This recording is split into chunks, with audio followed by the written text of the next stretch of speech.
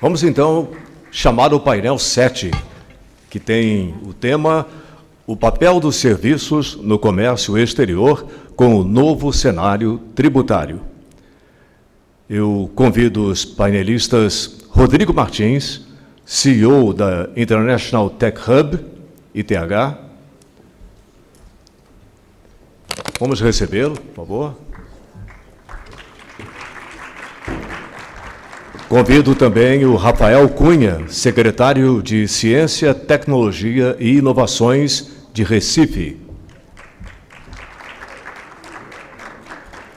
O Ricardo Kuiper, diretor de Supply Chain da GE Selma e diretor da AEB. E vai atuar como moderador deste painel Lisandro Vieira, CEO da WTM.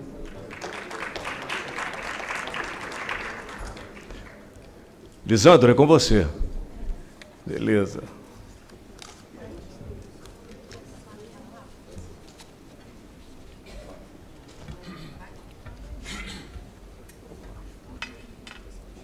Oi, pessoal, muito bom dia. Obrigado, presidente Zé Augusto, pelo convite, Arthur, doutora Roberta, Portela. Parabéns pela organização do ENAEX. Estávamos todos com saudade desse evento, que é um marco e é muito importante para o comércio exterior brasileiro de bens. E, perdão, deixa eu tomar uma aguinha aqui. Agradecer ao presidente por abrir esse espaço para o debate sobre o comércio exterior de serviços. Obrigado, Rafael. Comércio exterior de serviços. E a gente poder aqui, com essas três mentes brilhantes, uma honra dividir esse painel com três pessoas. Eu começo os apresentando, depois eles se apresentam também rapidamente, mas a maioria deles acho que vocês já conhecem. Nós temos de lá para cá, né, o Rodrigo Martins, que é o CEO do International Tech Hub, ITH, que é uma startup brilhante, que vem ajudando empresas de vários estados do Brasil a irem para o exterior, a se capacitarem para ir para o exterior e levar o serviço de tecnologia do Brasil lá para fora. Parabéns, Rodrigo, por esse trabalho. O Ricardo, que é da casa aqui, todos conhecemos, admiramos não só ele, como a própria empresa, né, um expoente, maior exportador de serviços do Brasil. O Ricardo tem muito a contribuir nesse painel para falar de serviços.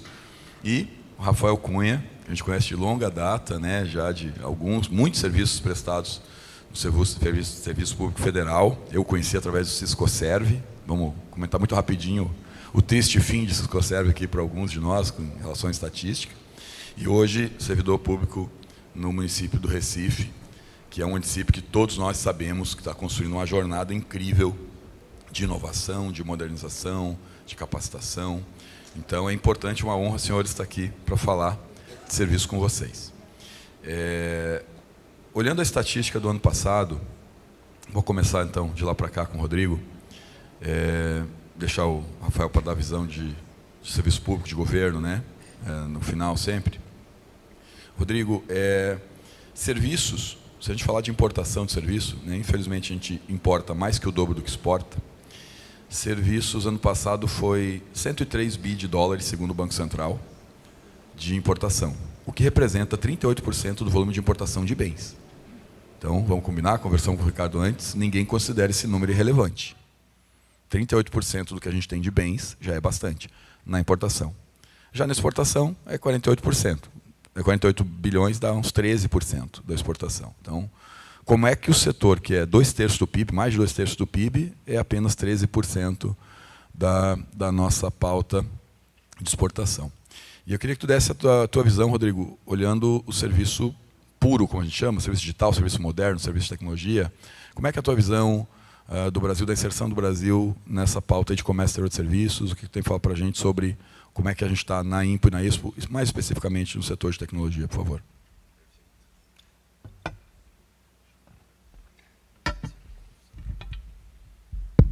Agora sim. Primeiramente, bom dia a todos. Uma grande honra estar aqui com vocês, participar desse painel. Realmente, a questão do serviço no comércio mundial tem uma expressividade muito grande. Falando especificamente de tecnologia, né? A gente vê a cada dia novas soluções surgindo. O Brasil é muito relevante na produção tecnológica. A gente tem um posicionamento muito importante, muitas soluções que são desenvolvidas aqui tem uma capacidade gigantesca de atuar a nível internacional. Entretanto, a gente ainda é muito tímido na relação da exportação, principalmente do setor de tecnologia. As nossas empresas, elas, apesar de possuírem esse potencial muito grande, ainda se mostram um pouco tímidas quanto à exportação. A gente vê, em comparação com países, por exemplo, a Guatemala, onde nós estivemos aqui, Lisandro e Rafael, no ano passado, tem uma presença da exportação de serviços e tecnologia muito superior à do Brasil. Então, apesar de nós sermos um país muito grande, com um grande número de empresas, a gente ainda tem uma certa barreira no que tange à exportação. Através do ITH, dos ecossistemas de tecnologia que a gente faz parte, a gente tem esse propósito de incentivar as empresas a realmente criarem soluções globais pensando no comércio internacional.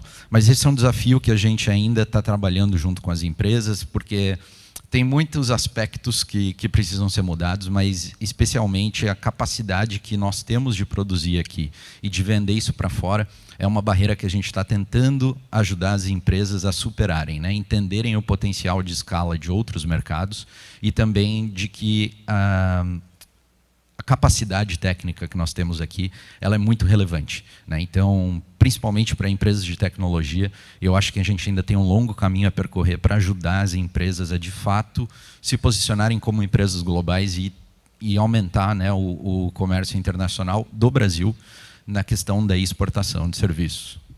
Perfeito. E, Ricardo, você que representa, diretor de uma grande empresa, um exemplo, uma inspiração para muitas empresas, empresários do Brasil, como é que você está vendo, sob a ótica já de um outro setor de serviço, um serviço mais ligado à indústria, aos bens, toda altíssima tecnologia, como é que você está vendo a realidade do Brasil no comércio exterior de serviços? Por que a gente não tem um desempenho melhor na nossa exportação de serviços? Como é que você vê essa tendência de a gente hoje estar aumentando mais aceleradamente a importação de serviços do que a exportação? O que você entende que a gente poderia mudar para reverter um pouco essa balança e exportar mais serviço? Eu diria que, primeiro, a falta de métricas. Até nós termos o Ciscoserve, nós tínhamos uma forma de saber o impacto dos serviços na nossa balança. A questão é a seguinte: até onde a gente conseguir medir, e aí fica uma provocação para o meu colega, até onde nós conseguimos medir, a nossa empresa, que é a Gesselma Aerospace, agora em Petrópolis, no Rio de Janeiro, ninguém sabe, todo mundo pensa que Petrópolis só tem o Museu Imperial, Itaipava, etc. Nós éramos o maior exportador de serviços do Brasil e o quarto maior industrial. O que é um exportador de serviços industriais? Então, você tem um motor novo, que obviamente é vendido para as linhas aéreas, que vocês conhecem aí, e que a GE, eu acho que 80% de todos os motores comerciais do mundo hoje são da General Electric, motores civis, obviamente, tem os militares, mas não é o caso aqui. E nós éramos o quarto industrial.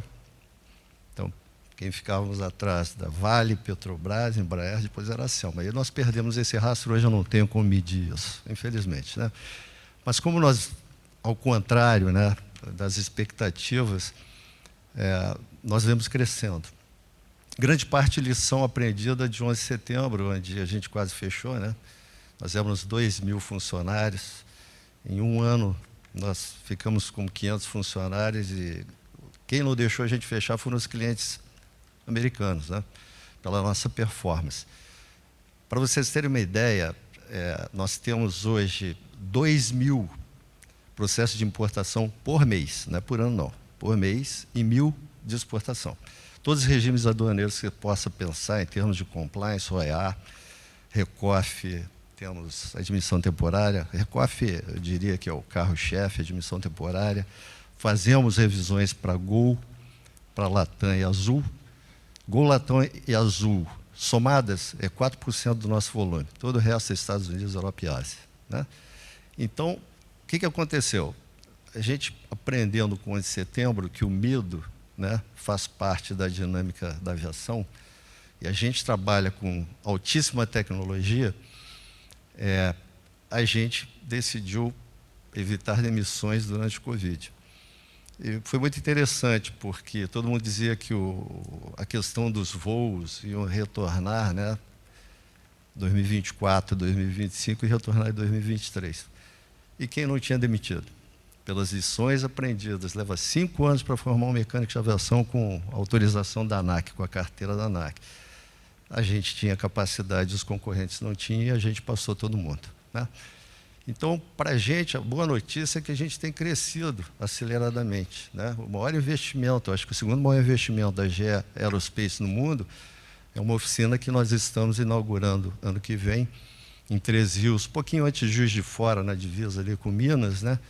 Uma oficina fantástica de 40 mil metros quadrados aproximadamente, para que nós façamos revisões de motores, turbinas, né?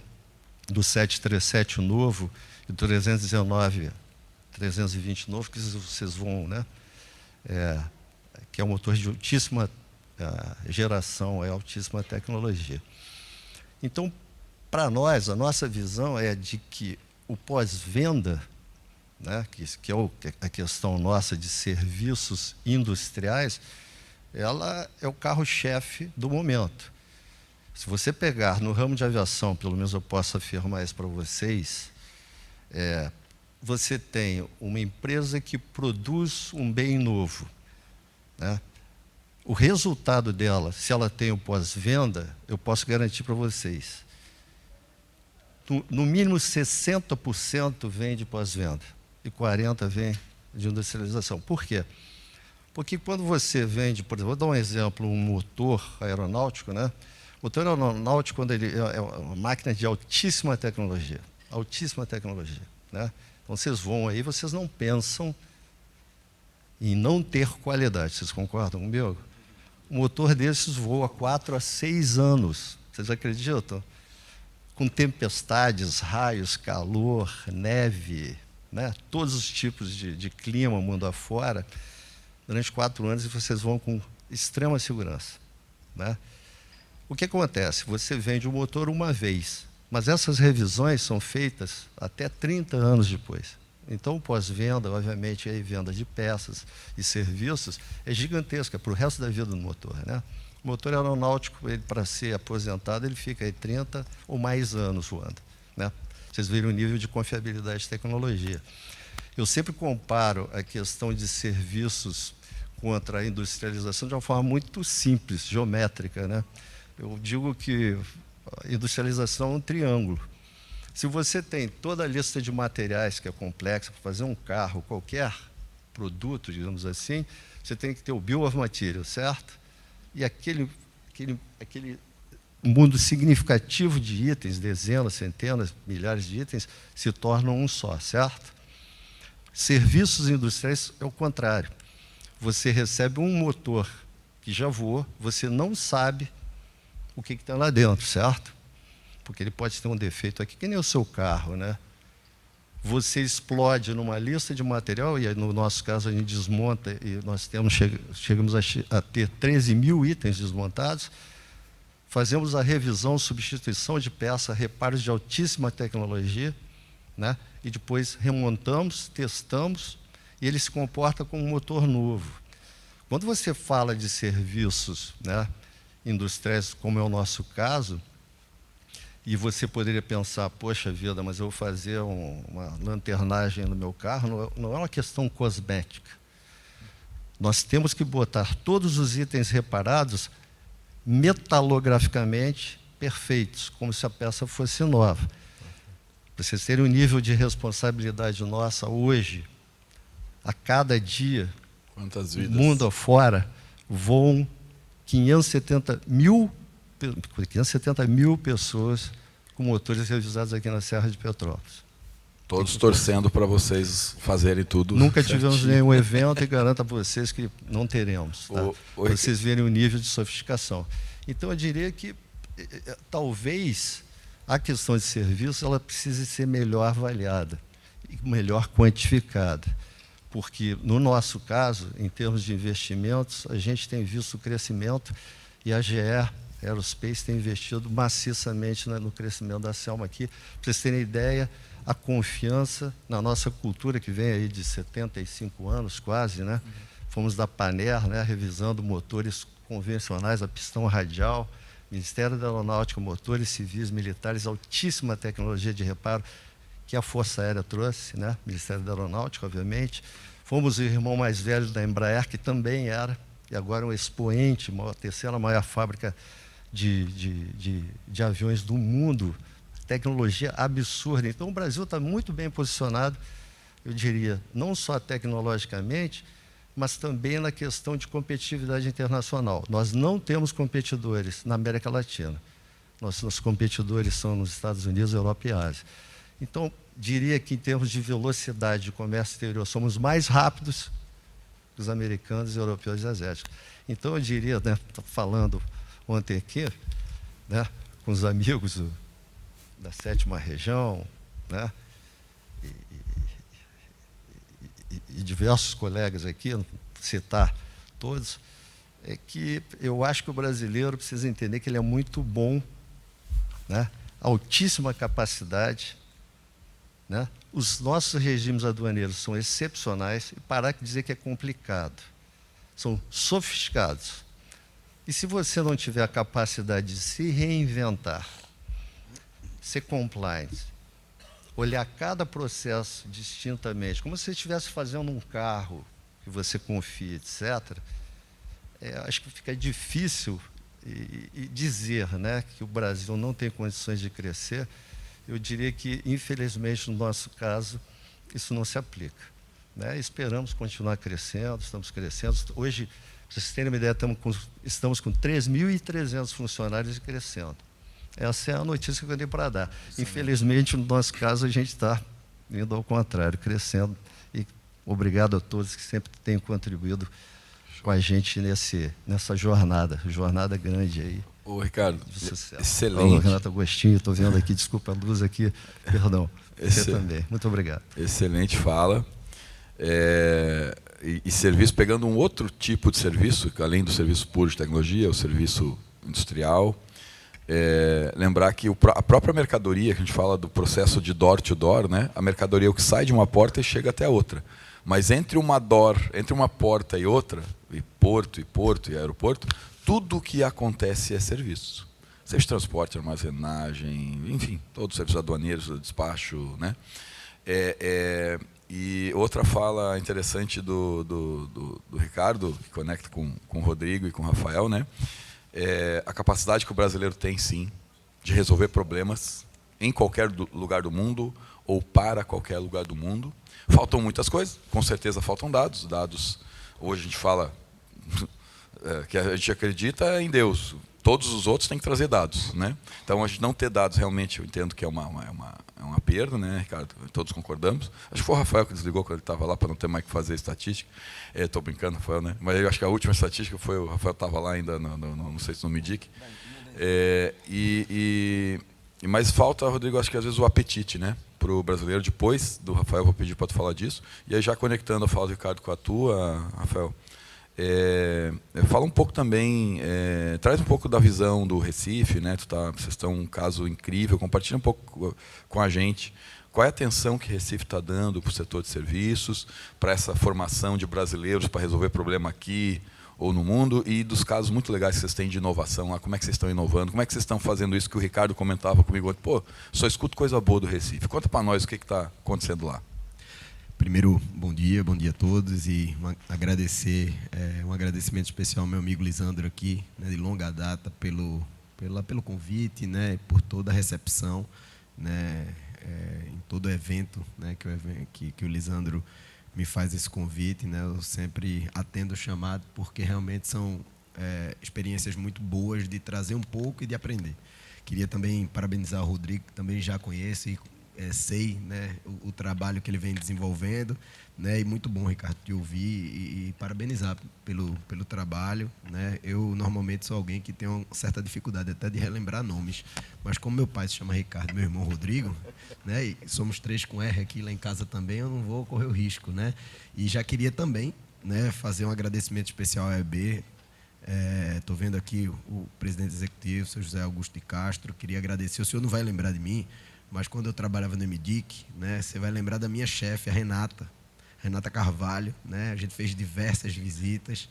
Né, a Renata agora está lá na COP. Estava agora há pouco, inclusive, né, com ela. Né, e mandei um abraço para ela. Está trabalhando agora no Ministério lá, fazendo um trabalho também de assessoria. Né, e queria também fazer aqui uma referência especial ao meu amigo Renato Agostinho, né, trabalhamos juntos aí no MDIC, né, como o Lisandro falou, sou servidor público federal, hoje estou cedido à Prefeitura do Recife, mas trabalhei ali, né, e tenho um carinho imenso, enorme pelo MDIC, né, e ver aí o MDIC voltar com força, né, se reconstruir, né, como instituição e poder apoiar, né, iniciativas, né, e setores tão importantes, né. Na fala do Ricardo fica claro a importância, né, desse tipo de política pública, e eu não vou me abster não, né, como servidor federal eu não posso me abster, eu tenho que me responsabilizar e começar falando, né, sobre essa questão ainda, né, olhando para minha participação,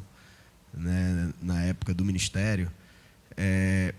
Eu penso o seguinte: acho que o setor produtivo, né, quando a gente cria muita fricção, como a gente gosta de falar em Recife, ou muita burocracia, né, é ruim, vocês há de convir. Né? Existia, né, já na época que a gente cuidava do Siscoserv, uma queixa muito grande sobre, né, como que era trabalhoso você ter que preencher o sistema e tal.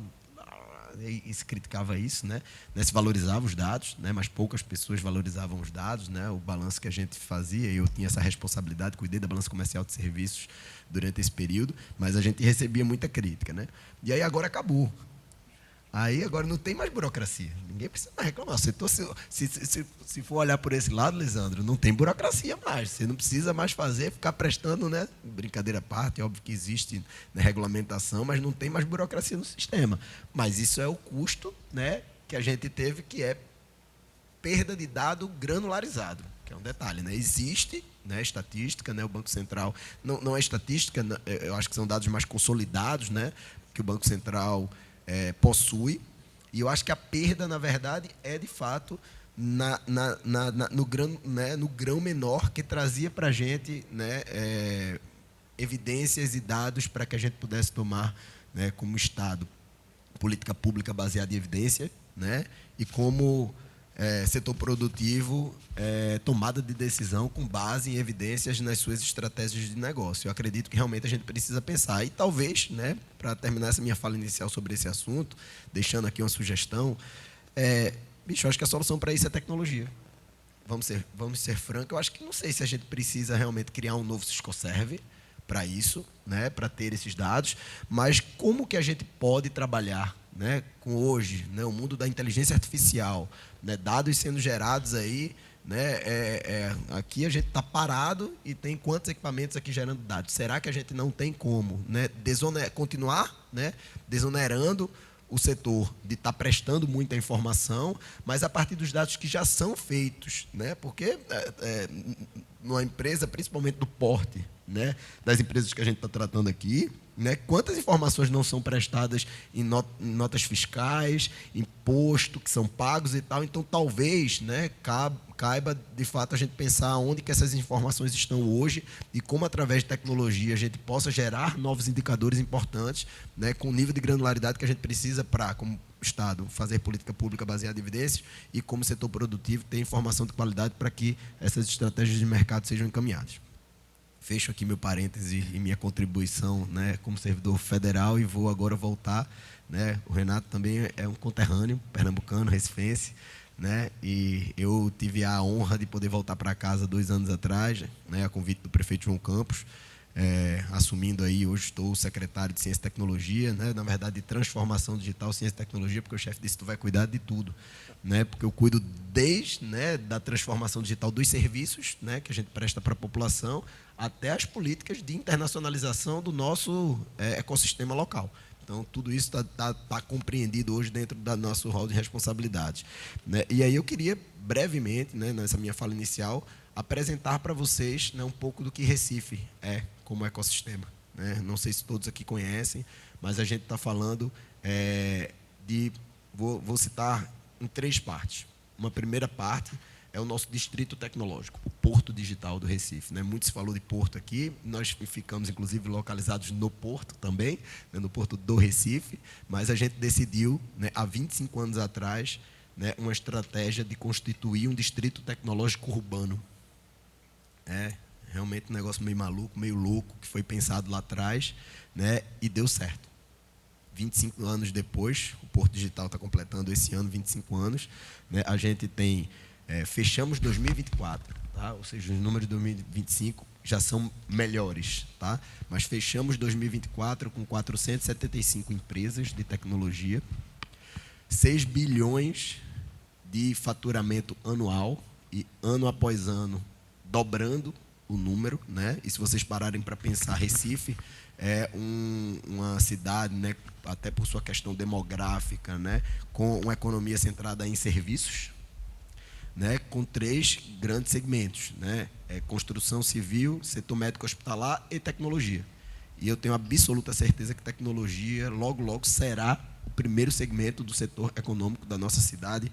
Com muita tranquilidade eu posso dizer isso, não é pela minha condição hoje de secretário, mas pelos números e pela crescente do que vem acontecendo no Recife, né? E hoje essas 475 empresas empregam mais de 21 mil funcionários.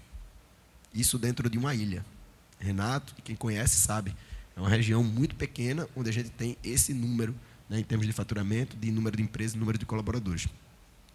Além disso, a gente tem uma academia, né, de excelência. A gente está falando, né, de um dos vestibulares mais concorridos do mundo, da Universidade Federal de Pernambuco, do Brasil, me desculpe. Dentro dessa universidade, nós temos o Centro de Informática, e aí um pequeno detalhe, o Porto Digital nasceu de uma política constituída e incubada dentro do SIM, do Centro de Informática. Né? Até hoje, inclusive, nós temos muitos professores à frente dessa política pública. Tanto é, né, que o nosso presidente do Porto, o qual eu tenho, né, o orgulho, né, de ser conselheiro no Conselho de Administração do Porto, né, o professor Pierre Lucena, professor da Universidade Federal de Pernambuco. Né? E temos como presidente do nosso conselho, né, o Silvio Meira, né, que muitos aqui conhecem, né, professor do Centro de Informática da Universidade Federal de Pernambuco. É de lá que saem essas mentes brilhantes, né? E eu vou trazer um dado para vocês. Recife é a cidade, segundo o último censo de ensino superior divulgado pelo MEC agora em setembro, a cidade com maior número de profissionais, de alunos de tecnologia por 100 mil habitantes. Nós temos 718 estudantes de tecnologia para cada 100 mil habitantes na nossa cidade. O segundo lugar é Brasília, com 473. Nós temos quase o dobro do número, certo? Isso em termos de quantidade. Para eu falar de qualidade, a Universidade Federal de Pernambuco, repito, um dos vestibulares mais concorridos do Brasil, os 3 cursos com as maiores notas de corte, né, agora com o processo do Enem, são Ciência da Computação, Sistemas de Informação e Engenharia da Computação. Depois vem Medicina e Direito. As 3 maiores nos últimos 3 anos são os 3 cursos de tecnologia. O recado é, as principais e as maiores mentes nós estamos formando para a área de tecnologia, em termos de qualidade, e, se pega o número anterior, em termos de quantidade, a gente está formando muito profissional de tecnologia. Então, isso é o que representa o setor produtivo e a academia. Esse misto, né, junto com um governo municipal atuante, e aí eu quero destacar um último dado, e aí eu prometo que a gente depois entra aí, Lisandro, em outros assuntos relacionados à estratégia de internacionalização, comércio exterior de serviços para dentro desse segmento, né, falar do município, que é muito importante, porque a gente sabe a importância das políticas públicas, como eu vinha dizendo aqui. Esse mesmo censo também divulgou um outro dado, que é o número de profissionais formados para a tecnologia. Em 2022, Recife formava 700 e algum, não vou lembrar agora, acho que eram 724 se eu não lembro o nome, imagina o número, né? 724, né, profissionais por ano. Em 2024, esse número, né, segundo o censo divulgado há 2 meses atrás, passou de 1.400. A gente dobrou o número de profissionais formados em tecnologia. E a gente tem uma razão muito clara para isso. E o nome disso se chama Embarque Digital, que é a maior política pública, né, de ensino superior em tecnologia do Brasil, com muita tranquilidade, eu digo isso, inclusive o MEC está aí para nacionalizar esse projeto, como vários outros projetos nossos lá da Prefeitura foram nacionalizados, a gente está com mais um aí na fila para ser nacionalizado. O que é isso? A Prefeitura do Recife investe 40 milhões de reais, e detalhe, investe em uma decisão política. Por que é uma decisão política? Porque Prefeitura, município não tem responsabilidade, competência, certo, constitucional para ensino superior. Isso é papel do Estado e do Governo Federal. A gente tem competência e tem a obrigação de usar 25% do recurso obrigatório na educação básica. Esse recurso, ele é um recurso discricionário que o prefeito João Campos tomou a decisão de fazer esse investimento de 40 milhões de reais, certo? Onde a gente paga bolsas para alunos da escola pública estudarem. Quanto custa cada? Tem ideia? 6 mil a 8 mil reais o custo, porque depende da universidade, né? A gente faz desde da Católica, Maurício Nassau, o César School, né? A gente, então, nas universidades privadas, nós pagamos a bolsa integral para alunos da rede pública fazerem um curso tecnólogo de 2 anos e meio, de nível graduação em tecnologia. Vou trazer só uns números para fechar. Primeiro, esse já é um curso moderno. Primeiro porque, do ponto de vista de formação profissional, para quem é do setor de tecnologia, o que está acontecendo muito, e eu sou, né, formado, pós-graduado, meu concurso na área, tudo na área de tecnologia, minha experiência, tudo, absolutamente tudo. Para quem é da área, conhece que, se você entra um aluno hoje, no primeiro ano de ciência da computação, a chance dele, antes de completar o primeiro ano, já estar trabalhando é grande. Qual o estímulo que esse garoto tem para poder continuar os últimos 3, 4 anos de curso dele? Às vezes ganhando um salário já como desenvolvedor com carteira assinada no 2º ano. Esse jovem com $1.000 já mudou a realidade econômica da família, né? Se é uma família de baixa renda. Então, o fato de ser um curso de curta duração, de 2 anos e meio, já ajuda. Além disso, né, esse curso, ele é um curso que tem residência nas empresas do Porto Digital do primeiro ao último dia. Isso é incrível, porque isso leva, primeiro, a academia para dentro do setor produtivo, das empresas, fazendo com que a gente aplique o que é ensinado na sala de aula dentro de casos reais, e o contrário também. A gente faz com que a empresa veja na academia como uma oportunidade de resolver os seus desafios, né, e levar aplicabilidade para o dia a dia. Então, do primeiro dia ao último dia, existe residência tecnológica nesse curso. A gente tem o menor número de evasão. A gente está falando de entre 10% e 20% dos nossos alunos não concluem o curso. A média nacional ultrapassa 40%, né? Em cursos de tecnologia, tecnólogo, né? Eu estou comparando com o mesmo nível de curso. E 80% desses jovens têm renda familiar de até 3 salários mínimos. O primeiro salário dele, quando não duplica, triplica a renda familiar. E muda a realidade desses jovens. A gente tem conseguido conquistar esses números porque a gente tem investido nas pessoas. E é esse investimento nas pessoas que eu acredito, né, que junto com outras estratégias podem, né, avançar e, como o Ricardo mesmo disse aqui, ter uma realidade de um Brasil competitivo, não só em serviços também, mas desenvolvendo tecnologia, desenvolvendo ciência, né, para o Brasil e para o mundo. Excelente, Rafael. Nossa, assim, todas as falas de vocês, eu deu vontade de pedir para a galera aplaudir separadamente, mas a gente deixa para o final, né? E agora eu vou pedir para a gente combinar uma dinâmica aqui, que é Marília Gabriela, mas rapidinho, né, um bate-bola, porque agora eu vou trazer mais um tema para a gente falar 2 minutos cada, no máximo, para ser rápido, para a gente sobrar uns 5 minutos para cada, falar de reforma depois, porque a gente na painel a gente tem que falar um pouquinho de reforma também, né, que vai impactar, claro, todos os setores, mas especialmente nosso querido setor de serviços. Mas quando o Rafael traz esse caso aqui do Recife, que é digno de aplauso, né, me traz uma preocupação que eu vou começar a pergunta para o Rodrigo e eu vou perguntar para todos, inclusive para o Rafael e para o Ricardo. Acho que o Ricardo já me deu até um spoiler ali na salinha. Que é o seguinte, Rodrigo. O Rodrigo tem uma missão ingrata com a empresa dele, com a International Tech Hub, que você não pode falar assim, né, mas chutar as canelas dos empreendedores brasileiros para eles terem um apetite de exportar. de vender serviço lá fora. Tá? E a gente tem um problema com esses caras que o Rafael está formando lá, que o Recife está formando, se a gente não exportar serviço. O Ricardo falou que a gente está agora com menos dados, né, mais consolidados, menos, né, granularizados de serviço. Mas, Rodrigo, até para avisar, gente, terminando aqui, eu e o Rodrigo vamos fazer um outro painel aqui do lado, na arena, vocês estão todos convidados, tá?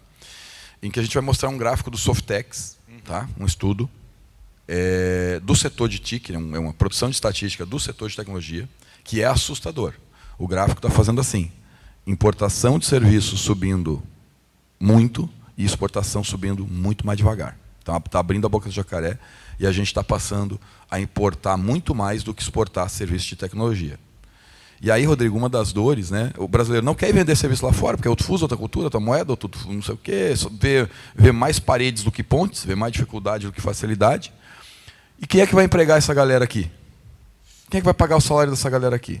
Certo? Porque depois da pandemia, os profissionais muito bons do Brasil, mas que são 700 e pouco a cada 100 mil que estão estudando tecnologia, esses caras fazem falta aqui e esses caras fazem falta lá fora. O brasileiro, às vezes, não vai lá para fora porque o mercado interno é muito grande. O mercado interno é tão grande que os caras lá de fora, concorrentes deles, vêm vender aqui dentro. E aí ele vem aqui dentro, não vem só disputar o mesmo cliente, ele vem disputar o mesmo funcionário. Esse cara que custou 6, 8 mil por mês para a prefeitura do Recife formar, beleza? Vem uma empresa lá de fora, paga o que paga de fritador de hambúrguer do McDonald's, o salário, porque para os caras, se a renda do cara é 3 salários mínimos lá, ele receber 5, 10 mil dólares. Cara, mudou completamente a realidade da família. Queria que em 2 minutos vocês comentassem. Rodrigo, se tu já viu essa dor nos ecossistemas que tu tá vivenciando, 2 minutinhos para falar se tu tem visto isso, e aí nem vou falar depois, já passo direto para o Ricardo. Você viu empresas brasileiras perderem profissionais, programadores, roedores, essas melhores mentes para fora? Ricardo, você já teve caso de perder esses bons profissionais que você não quis demitir na Covid, né? Porque custa formar e certificar, etc. E se você também já viu esse êxodo, essa fuga de cérebros, que vocês três poderem saber, rapidinho aí, 2 minutinhos, por favor. Com certeza, é uma realidade isso, né? A gente tem outros estados e cidades também trabalhando forte na produção de mão de obra capacitada em tecnologia, né? E a gente sabe que o que nós estamos produzindo já não vai ser suficiente para atender as nossas empresas aqui. E quando a gente se depara com situações como essas, onde nós temos empresas do exterior vindo e sequestrando as principais mentes dentro das empresas, é realmente preocupante para a gente ver essa situação acontecer. Qual que é a forma de nós invertermos isso? Seja por capacidade financeira, para poder equiparar um salário que uma empresa estrangeira oferece em dólares, né? Seja para realmente tornar a empresa mais competitiva e mais atrativa para manter esses colaboradores aqui, é de fato impulsionar a presença internacional da empresa. Então, a partir do momento que a empresa entende que ela tem uma atuação fora do país, que ela consegue oferecer um salário em dólar, um salário em outras moedas para os seus profissionais, manter a empresa num nível de competitividade global, onde ela de fato está disputando aí com as principais empresas do mercado, é uma das formas que nós temos de manter esses profissionais aqui no Brasil.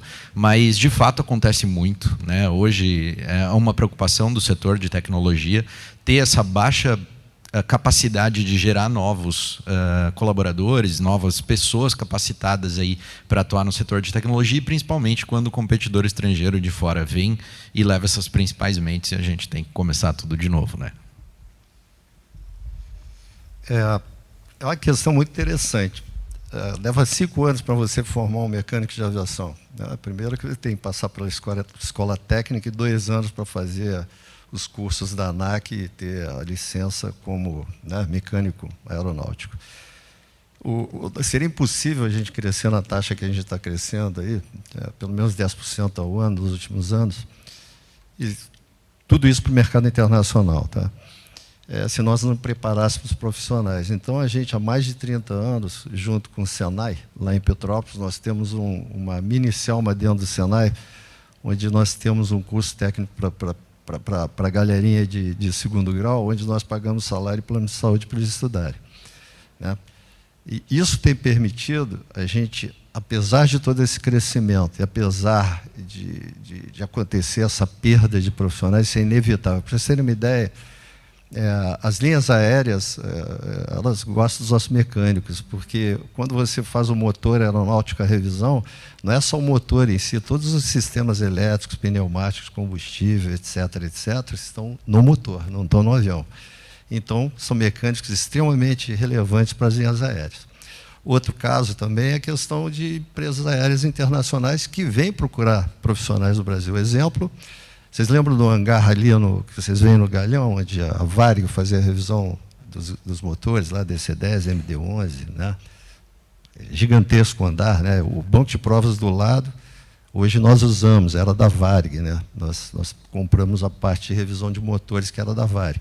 Foi para a TAP, hoje quem está lá naquele hangar revisando seus aviões, United Airlines, vem fazer a revisão dos seus aviões aqui no Brasil. Por quê? Na Ilha do Governador existe uma mão de obra fantástica de revisão de aviões.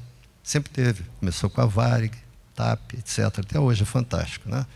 Outro que ninguém sabe, mas as plataformas de petróleo, elas usam o gás de extração da plataforma, e quem gera toda a energia da plataforma de petróleo são turbinas aeronáuticas. As mesmas que vocês voam no avião. Só que você tira o soprador de ar, que é aquele ventilador da frente, põe um redutor e um gerador, ela fica rodando ali por décadas, né? Tem algumas lá. Também levam mecânicos, né? O que é saudável, porque você está fazendo o quê? Gerando empregos de altíssima tecnologia. E o fato de você investir, né, nesse começo, principalmente dessa moçada nova, é extremamente positivo para a economia das famílias da cidade, para a economia da cidade. Petrópolis, aqui pertinho, né? Você imagina, uma cidade de 305 mil habitantes, aproximadamente, né? Então, a gente vê isso como algo que é inevitável. A Boeing, por exemplo, agora montou um prédio gigantesco lá em São José dos Campos, para quê? Desenvolver o quê? Técnicos e engenheiros para desenvolver os aviões dos Estados Unidos. Então, o Brasil tem muito a oferecer, então a gente tem que entender o seguinte, como você bem citou, Rafael, se a gente não investir, né, na capacitação, aí a gente vai ter problema. Se nós conseguirmos investir, né, e aqui eu diria que Senai, Firjan, AEB, a gente tem cursos fantásticos, FUNSEX, né, tem sido de suma importância para que a gente consiga manter esse crescimento acentuado. E, obviamente, né, trazer geração de riqueza aí e crescimento para o país. Perfeito. E você, Rafael, já viu isso lá no Recife acontecer? Depois de tudo que foi falado, eu vou fazer o seguinte, eu vou ajudar o moderador. Eu vou pedir 6 minutos na final, eu vou ser bem objetivo. E eu vou dar um exemplo, que é o meu irmão Rodrigo. Meu irmão Rodrigo é formado no Centro de Informática da Universidade Federal de Pernambuco, hoje trabalha para 2 empresas multinacionais de fora. E, por um lado, de fato, a gente vê, né, essa fuga, mas eu acho que essa fuga de hoje ela é diferente, né? A fuga do passado era levar essas pessoas para fora, para trabalhar fora, movimentar a economia de fora, e essa pessoa não voltava. Hoje, né, Rodrigo trabalha, né, para 2 empresas multinacionais, recebe em dólar, em euro, mas ele movimenta a economia do Recife. Então, assim, em parte, isso não tem sido um grande problema. Mas o grande problema, que eu queria, né, falar mais para frente, é o que Rodrigo desenvolve. E a tecnologia que ele está desenvolvendo é que essa, né, deveria, e a gente deveria estar desenvolvendo aqui, intelectual e a gente está não ficando está lá fora, desenvolvendo. né? Esse é o problema. Aí eu vou furar aqui, vou devolver para o Rafa, tá? Porque já que ele foi rápido, vou dar um tempinho. Eu quero que você fale de uma coisa, Rafa, né? O problema do que o Rodrigo aqui do palco falou, não o seu irmão, né? O que o Rodrigo falou aqui é que por o brasileiro não desenvolver receita em dólar, de forma geral, a gente não está falando da GE Selma, né, que é o expoente, é uma empresa completamente fora da curva, ganha de goleada do segundo colocado exportador de serviço. A realidade da micro, pequena, média empresa, né, Rodrigo, é que o empresário tem medo de exportar. Ao ter medo de exportar, ele só tem receita em dólar. Como é que, em reais, como é que ele vai competir com a oferta de salário em dólar para o irmão do Rafael, por exemplo? O irmão dele vai ter que trabalhar para uma multinacional e vai ser fantástico gastar em reais e ter receita, salário em euro ou em dólar para ele. Então, a gente tem que entender isso, a gente tem que criar... Isso envolve nosso querido amigo ali, Renato Agostinho, envolve a EIB, envolve os empresários. A gente tem que criar oportunidades, porque, como o Ricardo falou, é inevitável, mas... a gente tem que ter um equilíbrio, a gente tem que moderar isso. A gente primeiro tem que formar muito, formar para atender as nossas empresas e as de fora, já que eles vão vir aqui buscar brasileiro, porque brasileiro é bom, às vezes acho que não, mas é muito bom para resolver problema. Só que o meu medo, Rafael, é que aconteça com a mão de obra, e aí eu quero que você comente até o caso dos data centers, que aí não é só questão de mão de obra, mas como política brasileira, forma brasileira de fazer negócio.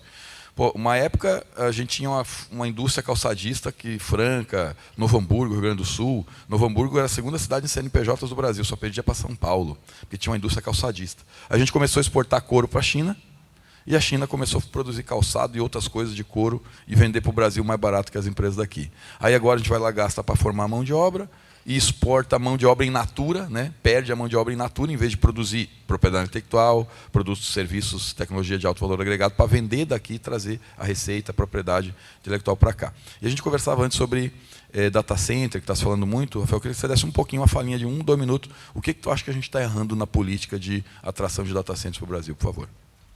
Eu não sei se vou conseguir 1 em 2 minutos agora, é o contrário, mas eu vou dar a minha visão, eu vou falar sobre isso, né? Sobre, eu acho que desenvolver tecnologia local, né? E aí, até uma fala aqui para o nosso presidente da AEB, que eu acho que assim, acho que a história, né, do comércio exterior de serviços é muito focada, né, nessa parte de frete, dos serviços envolvido com mercadoria ou grandes exemplos de grandes indústrias, né? E eu acho que o setor de tecnologia talvez seja agora o grande expoente que precisa ser observado, né, para esses próximos anos. Então, acredito muito, né, aqui fazendo uma venda do meu próprio setor, mas eu acho que esse é um setor que precisa ser visto.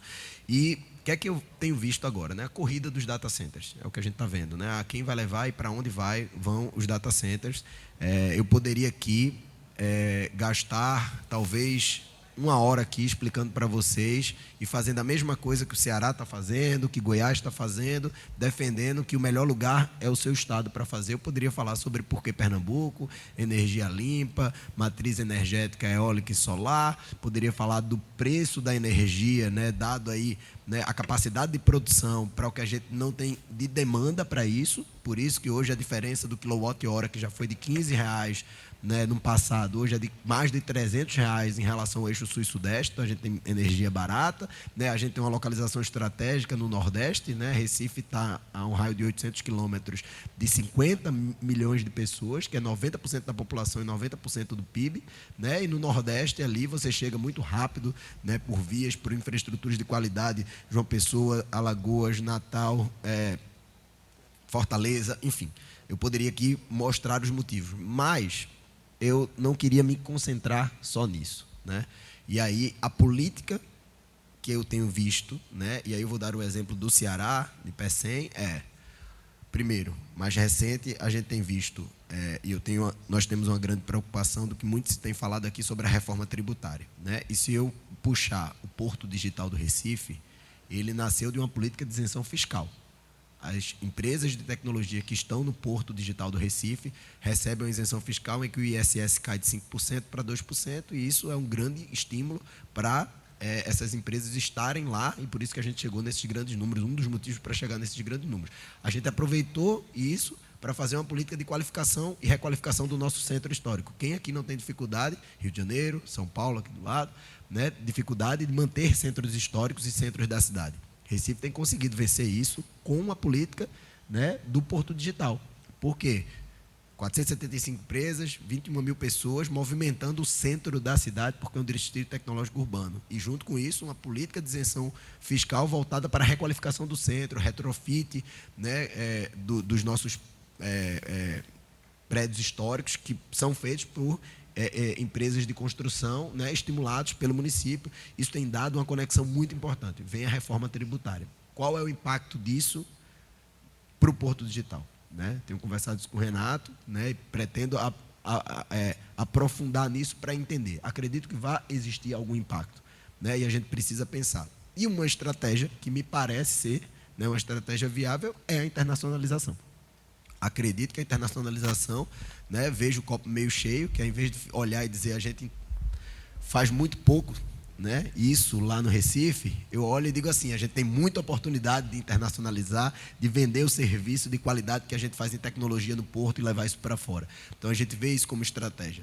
Só que aí, a gente olha para o que está sendo feito e a gente vê o seguinte, o movimento de trazer data center com Redata, né, que é o quê? Redata é a isenção e estímulo a trazer data centers para o Brasil, né, com isenção na importação de produtos. Eu poderia estar aqui criticando, né? Não sou um crítico, tá? Mas eu poderia estar criticando. Enquanto os Estados Unidos está fazendo um tarifaço de 50%, a gente está dando isenção para importar produtos dele para cá e trazer os data centers que eles querem trazer para cá, para processar os seus dados aqui e continuar desenvolvendo suas tecnologias, talvez para fora. A outra política, ZPE.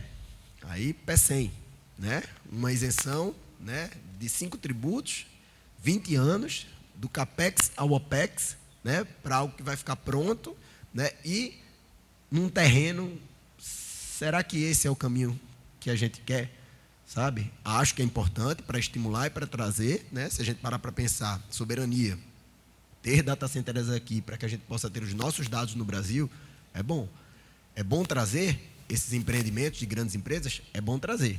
Agora a pergunta que fica, é mais fácil fazer um porto digital em P100 ou fazer um data center no Recife? Ou próximo do Recife? Né? Eu acredito que a resposta não deva ser construir uma política pública de 25 anos exitosa, como é o Porto Digital, lá em P100. Né? Por quê? Porque eu acho que o que a gente quer como estratégia de Estado, não é só oferecer terra e energia limpa, né, para que empreendimentos de fora venham e tragam seus data centers para cá. Gerando pouquíssimo emprego, inclusive. Eu acho que o que a gente quer é mais do que isso. Por isso que o que Recife vem fazendo é trazendo estímulo e se apresentando como um ecossistema que pode agregar valor dentro de uma cadeia de uma estratégia. Tudo isso que eu falei faz sentido, Redata faz sentido, ZPE faz sentido, tudo isso faz sentido, desde que a gente conecte isso ao desenvolvimento científico e tecnológico dentro de ecossistema como Porto Digital, como academia, para quê? Para a gente não só oferecer o equipamento que vai processar o dado, mas a gente trabalhar no treinamento da inteligência artificial, desenvolver tecnologia. No Recife tem tecnologia que é desenvolvida da Apple, que é levada para o mundo todo. A gente tem o CID, que é o Laboratório de Informática da Samsung, sediado no Porto Digital. A gente tem Deloitte, Capgemini, Ernst Young, dessas 475 empresas. Então, a gente pode ter também centros tecnológicos da Google, da Meta, da OpenAI, lá no Recife, treinando inteligência artificial e desenvolvendo tecnologias de inteligência artificial e retendo esses talentos dentro da nossa cidade, né, e melhorando a qualidade, que também não é... Por que estão indo buscar em Recife? Estão indo buscar em Recife porque, muitas vezes, encontra mão de obra mais barata do que São Paulo e, com certeza, mais do que São Francisco, na Califórnia. Mas é isso que a gente quer ou a gente quer promover e melhorar os salários no próprio Recife? Tendo essas tecnologias desenvolvidas lá. Né? Então, é esse o caminho, né, que a gente vem trabalhando para poder provar que uma estratégia de país passa por trazer esses empreendimentos, oferecer todos esses fomentos e incentivos, mas conectado a uma cadeia que desenvolva ciência, tecnologia e inovação para o Estado. Aí sim, soberania nacional não é só dado no Brasil. Soberania nacional é desenvolver tecnologia, fazer com que essas tecnologias fiquem aqui e a gente tenha a oportunidade de agregar valor e vender para fora, internacionalizando nossas tecnologias, nossos serviços. Excelente, Rafa. Você já conectou agora com o assunto reforma tributária, eu passo ali para o Rodrigo. Rodrigo, com relação à reforma e os impactos que o Renato Agostinho ontem trouxe também aqui para a gente, né, agradecer a presença dele e do MIDIC institucionalmente, pedir que o MIDIC jamais deixe de nos acompanhar e prestigiar os eventos aqui da EB, então agradecer sempre. Aqui na EB, né, na Ex, como público, né, sentadinho ali, há não sei quantas edições, que eu consegui ter conexões com brilhantes mentes aí do serviço público também. Nós temos muito bons servidores, está aqui, tem o Renato Agostinho, está aqui o Rafael. Mas o Renato trouxe ontem algumas informações sobre reforma, né, Rodrigo? E você, eu sei que você tem discutido bastante os impactos da reforma para o setor de comércio exterior de serviços. Eu quero que você dê a sua visão. O que a reforma vai impactar? A exportação de serviços? E o que a reforma vai impactar? A importação de serviços. Depois eu passo para o Ricardo, e aí se der um tempinho mais, o Rafa dá uma última Perfeito. palavra também sobre reforma. Perfeito. Primeiro, é uma pena que nós não tenhamos tido sucesso em ter uma alíquota de IVA diferente para setor de tecnologia, né? Foi uma tentativa que foi feita, infelizmente não tivemos sucesso, e é um cenário que nós vamos ter aí um impacto bastante grande com uma alíquota de 28% no setor de tecnologia. Eu acho que ainda tem muita empresa que ainda está se perguntando como vai funcionar isso na prática, mas o que nós temos tentado fazer, sempre que nós temos a oportunidade, de também mostrar as oportunidades para as empresas que surgem do advindo da reforma. Ontem, durante a apresentação do Renato, ele mostrou ali a facilidade que nós vamos ter comparado atualmente a comprovar, né, que o serviço foi de fato exportado. Então, vai facilitar muito essa comprovação. E uma outra parte que é muito importante de a gente mencionar é que nos atuais moldes, né, e se nós considerarmos o regime de IVA, o IVA é um imposto que a gente não leva para outro país, né? Então, as nossas exportações serão isentas da incidência do IVA. E a gente está falando de uma comparação de 28% numa venda nacional a 0% numa venda para o exterior. Então, as empresas ainda têm tempo para se prepararem para esse processo de expansão e de venda para outros mercados. É um processo que leva um certo tempo, a gente tem esse tempo ainda para construir, então a gente está incentivando cada vez mais que as empresas iniciem os seus processos de expansão e de busca por atuação internacional, né? Porque ao passo que uma venda nacional eu vou ter essa incidência de 28%, uma venda para o exterior é isenta. Fora todos os outros benefícios que a gente já mencionou anteriormente, né? De aumentar a competitividade, de estar presente em outros mercados, de ter a possibilidade de faturamento em moeda estrangeira, capacidade de retenção de mão de obra qualificada. Então, acho que o que a reforma traz, ela vai ter um impacto bastante grande no nosso setor, mas, por outro lado, ela traz também uma oportunidade muito grande de as empresas que tiverem essa atuação internacional se beneficiarem dessa isenção fiscal e as facilidades que nós vamos ter justamente para comprovar aí o consumo no exterior. Tá? Perfeito. Deixa eu fazer só, Ricardo, uma conexão da fala do Rodrigo com a do Rafael aqui. Ele disse, então, que todo esse movimento fantástico que Recife virou, e o próprio digital, há 25 anos atrás, começou de uma política de isenção fiscal, de benefício, de reduzir de 5% para 2%. Que tributo? Agostinho, o ISS. Que tributo vai substituir o ISS na reforma? A IBS, correto?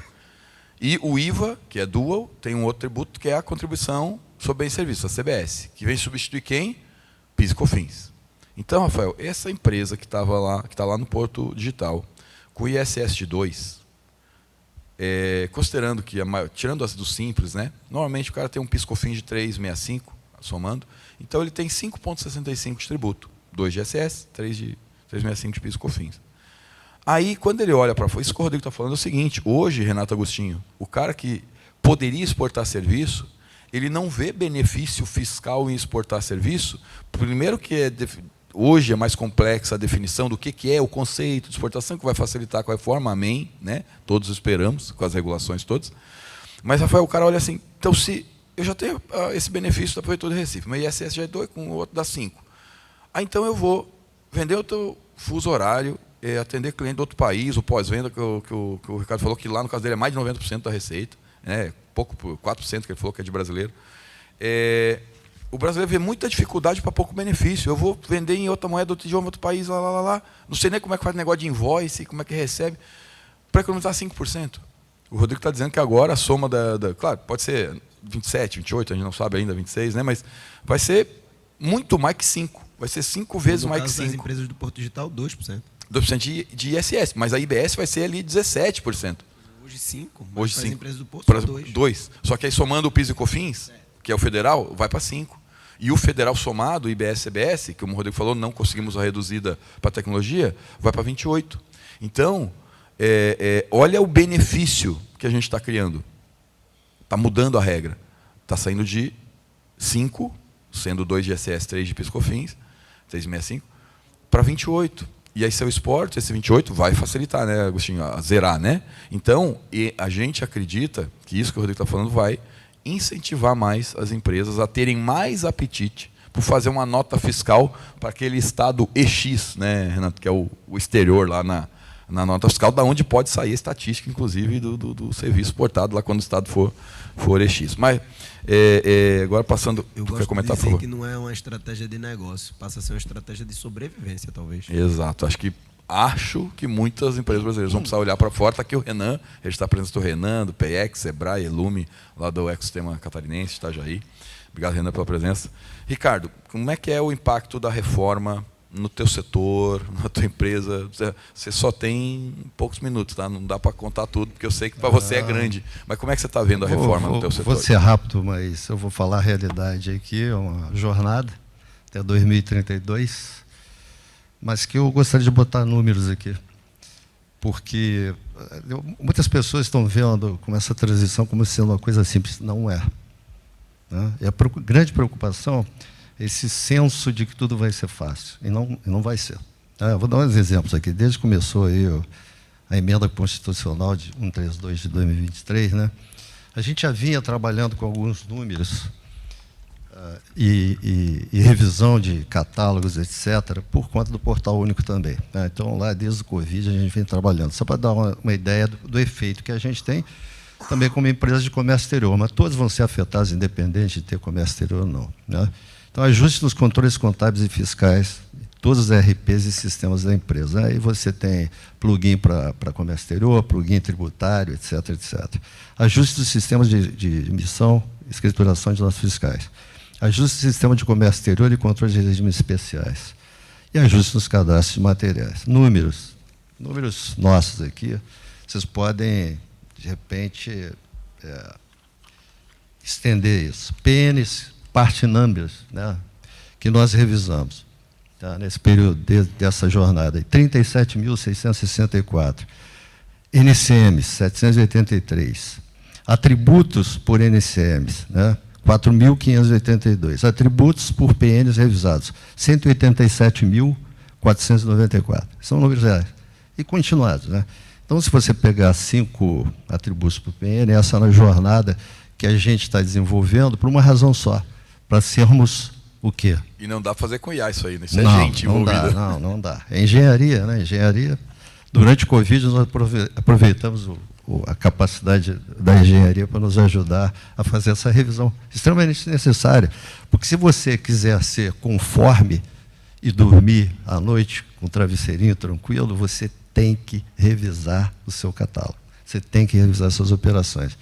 Eu vou aqui atacar um dos itens que eu falei aqui, que esse não adianta, é processo de compras indiretas. Compras diretas para a gente é comprar peças para o motor. Tá?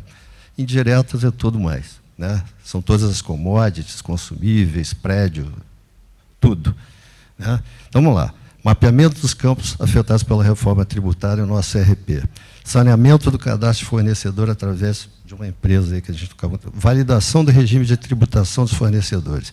Visibilidade na regularidade fiscal dos fornecedores. Atualização do cadastro de fornecedores saneados no RP. Validação da metodologia de formação de preço, com e sem imposto, simples versus, né, microempresa. Lucro real vezes presumido. Mapeamento dos contratos afetados. Negociação e atualização conforme necessário. Saneamento do cadastro de materiais. Cadastro de materiais, inclusão de novas associações, NCM, CFOP, CST. Atualização do cadastro de materiais RP. Treinamento do time de compras, né, porque agora tudo é novo, né, eles têm que negociar, certo? Sobre a reforma tributária. Isso é fantástico, treinamento tem que ter. E flow down com o time de compras sobre todas as alterações sistêmicas que foram feitas. Isso é só para compras. Isso aqui não é para comércio exterior, não é para tributário. Tributário, comércio exterior, tem a mesma coisa. Então, a proposta que a gente quer fazer aqui é de... Imagina, empresas grandes, Embraer, a gente, estou falando do setor aeronáutico, né, com certeza vão ter equipes, né, e empresas de software que vão nos ajudar. Nós vamos ter consultores, etc. Eu estou preocupado com todos os nossos 2.000 fornecedores que não vão ter esse tipo de recurso. Então, uma proposta fica aqui, aliás, estou lembrando aqui, muito obrigado à EB, né, e outras, Firjan, dentre outras associações, que nos permitiram garantir a inclusão dos regimes aduaneiros especiais. Queriam ser deixados de fora. Para vocês terem ideia, em 3 meses, se a gente fosse receber créditos, não teríamos caixa para sobreviver. Fim da empresa. E todos são para exportação, né? Como eu disse, 4% só são domésticos. Embraer, mesma coisa. Então, o que eu gostaria de propor aqui, talvez para a EB, Funsex, Firjan, é que a gente criasse cursos de capacitação que fossem possíveis promotores, tá, de conhecimentos para as empresas menores. Porque todo mundo está achando que vai ser fácil e não vai ser. E, infelizmente, a gente adoraria que todos os nossos fornecedores, sendo pequenos e médios, tivessem a capacidade de entender esse impacto. Para vocês terem uma ideia. Vamos para encerrar aqui, já que zerou aqui o tempo. Né? Cenário atual. II, PI, CMS, ISS, PiscoFins. Estou falando da nossa base aqui, mas pega praticamente para 2026. Independente de recolher ou não, IBS, CBS, II, IPI, CMS, ISS, PiscoFins. Lá vamos de 6 para 8. 2027 até 2032. IBS de 0,1 a 60%, CBS 100%, IS, IPI, IPI. Embora o IPI seja aplicável à Zona Franca de Manaus, você vai ter que ter lá e botar 0, né? Tem que botar 0, vai ter que ter. Né? Então, está lá no número. Né? ICMS e ISS. Vai ser a coisa mais interessante do mundo, você ter uma ordem de compra, estou falando do mercado doméstico, né? Última quinzena de dezembro, e outra você colocou no dia 1º de janeiro. 1º de janeiro não vale. 1º de janeiro não vale. Desculpa, essa foi uma furada do caramba. 2, 3, 4, 5, sei lá. Né? Está todo mundo rindo aqui. Me emocionei, né? Mas imagina só, você, digamos que o teu fornecedor atrasa e você recebe os 2 lotes do mesmo part number, da mesma quantidade que você comprou, cada um vai vir com valor acumulou distinto. Entre Natal e Ano Novo ali, entregou tudo junto. Você vai ter 2 notas. Como é que você recebe? Como é que está toda essa questão de recebimento? Como é que compra às vezes? Como é que é o seu recebimento? O three-way match, né? A ordem de compra tem que bater com a nota fiscal, né? Que tem que bater nada com nada. Com a contagem do estoque. Então, fica a proposta, tá? Eu acho que a gente tem pessoas excepcionais aqui que podem nos ajudar aqui. A gente está conversando aqui, Funsex, Firjan, AEB. Aliás, a Roberta e o time fizeram um trabalho excepcional lá na garantia do... Vou falar de novo, tá? Já falei. Na garantia dos regimes aduaneiros especiais que permitiram que a gente continue competindo em pé de igualdade lá fora. Muito obrigado. Bom, fantástica a ideia do Ricardo. Acho que o MIDIC pode somar a iniciativa também. O brasileiro é muito otimista, né, Ricardo? Ele tá assim, a reforma está aí, quando chegar a hora a gente vai ver.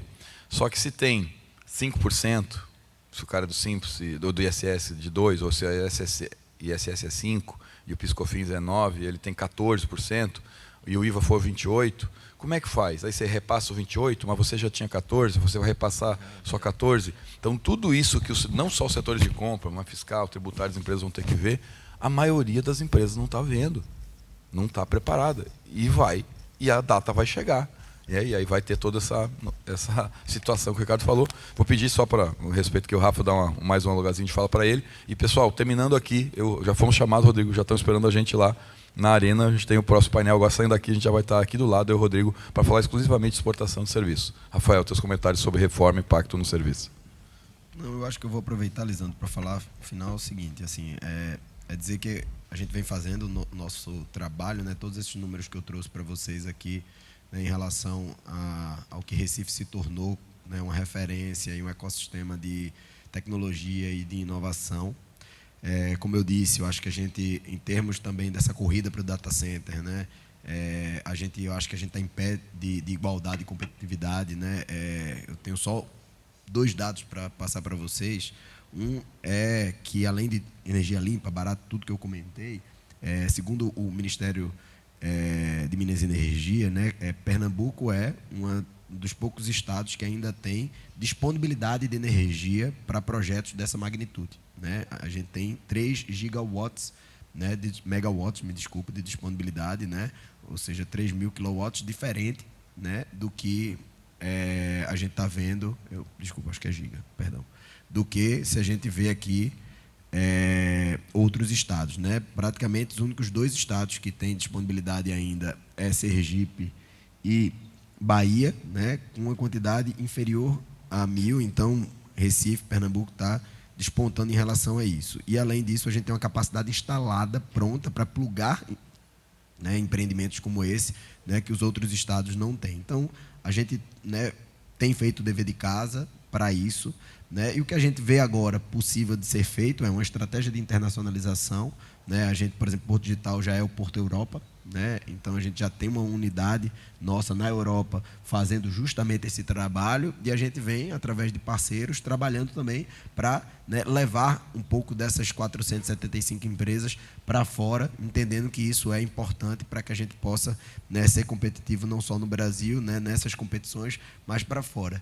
E para dar um spoiler, né, do que a gente vem trabalhando agora para 2026, correndo para o fora, além da corrida, né, dos data centers, é para que, de fato, se esse data center vier para cá, ou esses data centers, a gente vão ser muito bem-vindos, eu acredito que é a estratégia mais acertada.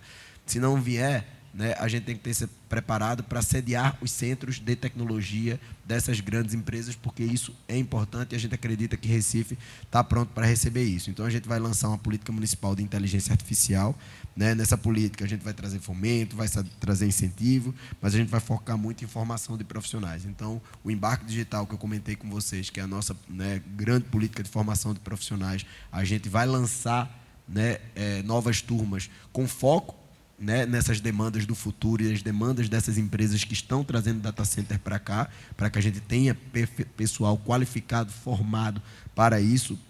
A gente já faz isso com a AWS, a gente vai estender para as outras empresas de tecnologia trilhas de certificação, para que não seja só os profissionais que vão trabalhar fazendo a manutenção do ar-condicionado do data center, mas o profissional que vai estar trabalhando na nuvem dessas empresas sejam certificados Microsoft, certificados Google, né? Então a gente vai fazer um trabalho de certificação desses profissionais também. A gente lançou agora recentemente bolsas de estudo, né, com foco em tecnologia para os servidores públicos, né? A nossa intenção é que essas bolsas de estudo no exterior e bolsas de pesquisa sejam estendidas também para os egressos do embarque digital, ou seja, não só para os servidores públicos que precisam estar preparados para isso, mas também, né, que a nossa população, os nossos cidadãos também estejam preparados para isso, né? E, além disso, a gente vai reforçar muito forte o nosso poder de compra, né, em inovação. A gente já é o maior programa de inovação aberto em governo, que é o EITA Recife, né? A gente acabou de assinar mais 5 contratos públicos de solução de inovação, mas a gente já tinha 12 contratos públicos, né, que é através do Marco Legal de Startups, e a gente, a partir do ano que vem, como um compromisso que a gente já vem desde que o programa foi instituído, lançar ciclo de inovação todos os anos, a gente vai lançar agora, né, a partir do ano que vem, desafios de inovação com foco em inteligência artificial e abrir, né, os dados, a transparência de dados públicos para não só ser dados abertos, mas ter datasets para trabalhar com agentes de inteligência artificial, ter APIs disponíveis para que esses agentes de inteligência artificial sejam possíveis de ser constituídos e criados. Essa é a nossa ideia, né? E o que a gente espera com isso é que venham os data centers, se vier, né, mas que venham os centros de desenvolvimento tecnológico, científico, para o Recife, para o Porto Digital, dessas empresas que estão investindo em IA no Brasil e no mundo. Excelente, gente. Uma salva de palmas aqui, por favor, para os nossos painelistas. Lamento, mas por causa do tempo, precisamos encerrar, mas o painel foi de muita qualidade. Obrigado, parabéns a vocês. Vejo vocês na outra sala ali agora, na arena. Bom, nosso muito obrigado ao Lisandro Vieira, ao Rodrigo Martins, Rafael Cunha e Ricardo Kuyper.